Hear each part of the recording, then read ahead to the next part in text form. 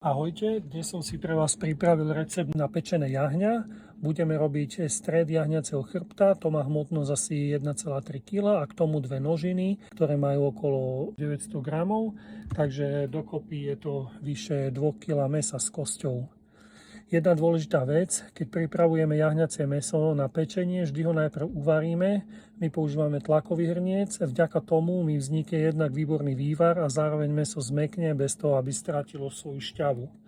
Ak by som ho piekol rovno v rúre, je tam väčšie riziko, že mi pri pečení vyschne. Takže do hrnca dám koreniny, čierne korenie, nové korenie, rastcu, bobkový list a majoránku a asi 3 čajové lyžice soli.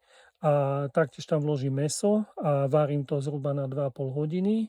Po tomto čase mäso vyberiem a odkostím. Ako viem, že mäso už je hotové, takže mäso ľahko odpadáva od kosti, nepotrebujeme pri tom používať žiadny nôž. Takže nožiny aj chrbát vyberiem z hrnca, kosti vyhodím a do vývaru, ktorý mi zostal z varenia, ešte pridám zeleninu. Ja pridávam mrkvu, petržlen, zeler, kalera, sol, cibuľu a cesnak a povarím to asi 20 minút, aby mi zelenina zmekla. Tým pádom mám už polievku k obedu hotovú. A teraz to pečenie mäsa.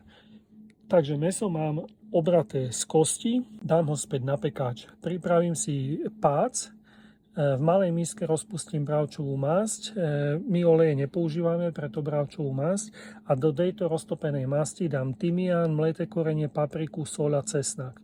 Touto zmesou celé mäso poriadne potriem a podlejem vývarom, zhruba 1 až 2 hrnčeky, podľa toho, koľko chcem mať výpeku na polievanie prílohy. Keďže je mäso už varené a jemné, v rúre ho už len dopekám. Pečiem krátko na vysokej teplote, okolo 240 stupňov, približne 15 minút, len aby mi chytilo farbu a bolo pekne chrumkavé.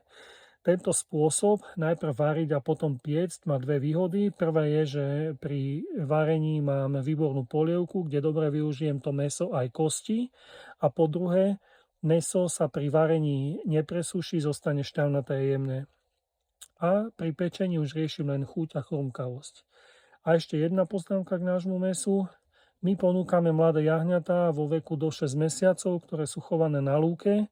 To mäso je jemné, lahodné, má voňavú jahňacú vôňu. Nie je to žiadna baranina, ktorú treba dlho pácovať, nechávať stať v cesnáku, respektíve vo páci so silnými koreninami. Takže takto jednoducho a rýchlo si pripravíte chutné jahňacie mäso.